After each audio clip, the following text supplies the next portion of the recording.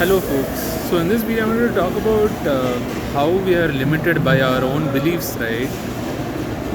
So, the thing is, let's talk about some examples. Say, relationships, be it friends or work relationships or romantic relationships or even families, right? Let's start with some examples from my romantic relationship. For example, I've been in a, let's say, bad relationship before, romantic relationship. Let's not call it bad because bad is a very subjective term. And people might say she is toxic for you. So maybe it was a toxic relationship, or the person was toxic, or the person's habits or actions or behaviors were toxic, right? So you could call it as a toxic behavior instead of a toxic person, or you could just call it as a bad relationship rather than one of the person being bad or both the person being bad, right? I would say not so suitable relationship or an incompatible relationship or a bad relationship, in the sense that it just wasn't working out for both of us, or one of us at least, right? And it's not a great place to be when the romantic relationship is not working out. And this is true even for other relationships when something is not working out for at least one of the parties, let's say. Right? Like, for example, if you're in a work relationship with a team, right? You have more than two people. So even if one person is not happy, then that person has to actually face the consequences of a bad situation or a relationship, something that's not working out or is incompatible for them. Say the leaders are incompatible with them. You could call it toxic or whatever, but something's not working out. They just don't want it. Like, I mean, people might say stuff like, this is unfair, they are toxic, they have toxic behaviors, they ghost, or they are rude, and stuff like that. Yeah, I mean, I would say maybe it works out for them with some people. For me or for someone, it wouldn't. So I'd just say incompatible relationship rather than just say toxic and whatnot, because I don't want to define what is toxic, what is rude, or what is a toxic behavior and whatnot. If it's not going to work out for me, it will not work out for me. That's all, right? Like, I'll just go away, leave it, right? The moment I know it will not work out for me, I'll just leave it, right? For example, if someone has double standards, maybe I'm okay with the double standard. More like, I'm just not okay with the fact that I cannot tolerate it. I have to face the consequences when someone has double standards, right? For example, when I cry out loud and expect words of affirmation, say my romantic partner says something like, dude, just handle your issues, right? I can't deal with this anymore. But then when I am expected to actually help them out when they are in an emotional situation and not be rational, and instead try to, or even if I'm rational, try to be kind and whatnot, that's like a double standard. When I am having a problem, they can't help me, but then when they are having a problem, they want me to help them. It's like an expectation mismatch, right? Or like, they can take me for granted, but I can't take them for granted, or whatever, right? Any kind of double standard, I would say, well, it's okay, have your double standards, but I'm not going to be with you, right? So, I mean, people have all sorts of double standards or toxic behaviors and whatnot, or incompatible behaviors. I would just look at it as incompatible or not suitable, and I would look at what I can control, which is my behavior, my actions, my words, my opinions, my ideas, my mindset, my ideologies, my values, right? And what I think, right, and my thought process, what I don't think, and whatever, right? Basically, whatever I can control. Instead of telling stuff like they are bad, or why, or wonder about why did they do this or that, or blame them and whatnot, I will, if I'm going to blame anyone, I would just blame myself, which is also a bad place to be in, but it's better than to blame someone else. At least if I blame myself, I can take actions, right? I can't blame other people. That's just not right. That's plain outright stupid. But then when I'm emotional, I wouldn't understand that, right? So it's always a good idea to always make it a habit to ensure that you take responsibility or blame and never put it on someone else, right? So if you're in a bad relationship at work, say it's a toxic workplace or whatever, instead of looking at it as a toxic workplace, just look at it as a workplace that's not suitable for you, that's not compatible with you, right? You just can't work with people like that. Maybe other people can work with people like that. People are, say, different kinds or of different kinds, right?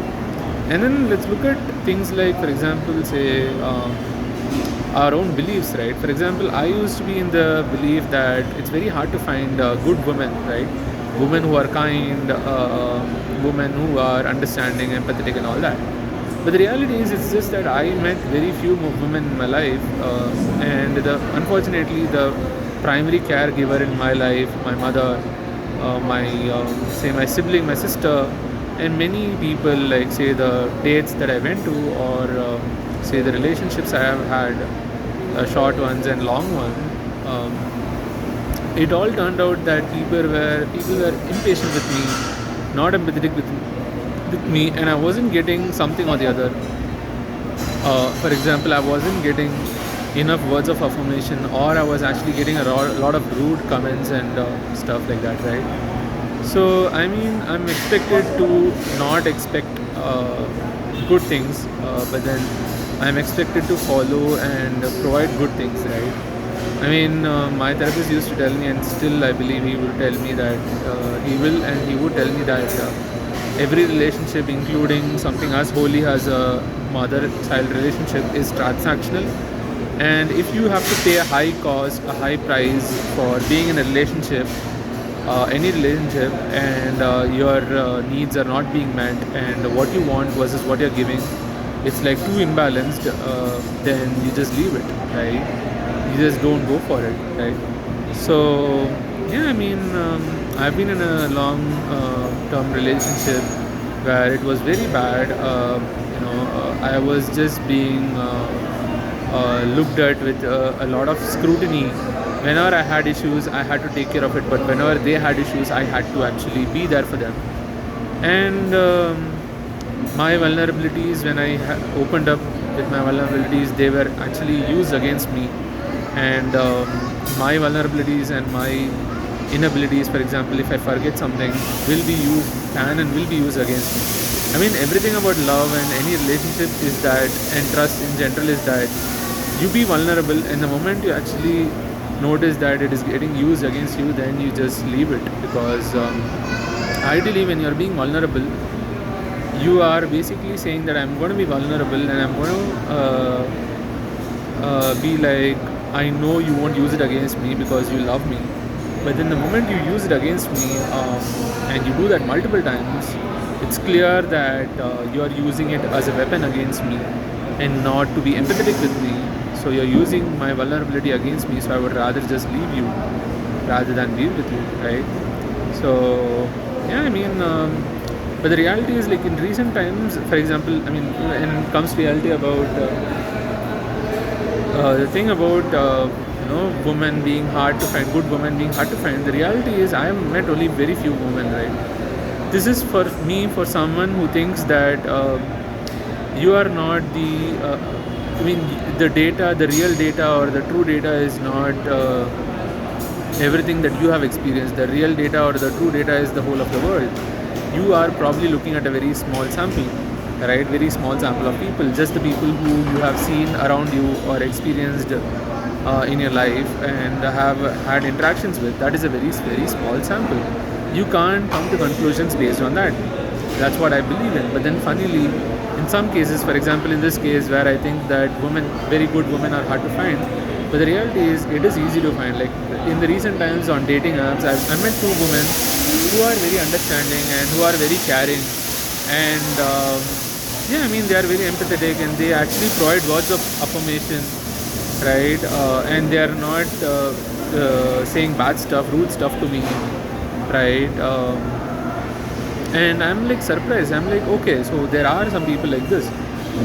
Maybe the reality is it's just, maybe I'm looking at the wrong places for good women, right? Or maybe it just happened to be the case that I ended up meeting some people who were not right for me, who were wrong for me, or incompatible for me, or not the right match, or not suitable for me, right? Yeah. So it's just that, like, I mean, I just need to find more people, meet more people, and whatnot. I shouldn't be like it's hard to find women like this, like based on my expectations.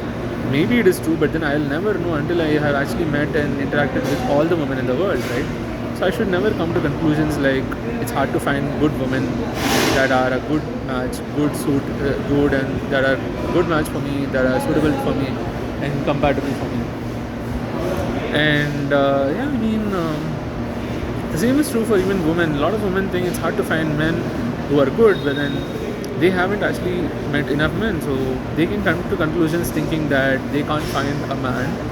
There can be multiple reasons for this. That they can't find a man that is suitable for them, but then maybe their expectations are not realistic, or maybe it's too much expectations at the start of a relationship, but maybe not too much expectations at the end of or in the middle of a relationship. Once you've started being in a romantic relationship with someone.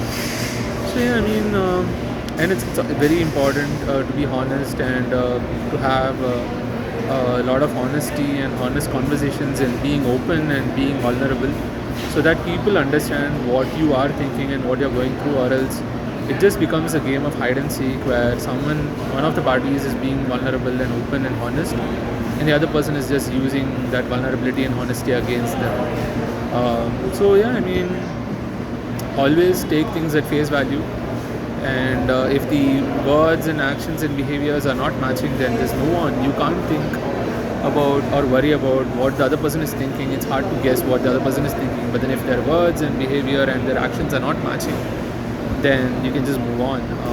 Always have expectations, don't lower your expectations, and yeah, I mean, don't be limited by your beliefs about the world based on your very small short-lived experiences.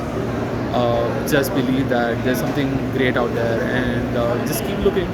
So that's all I had for this video. I'll see you in the next one. Bye bye.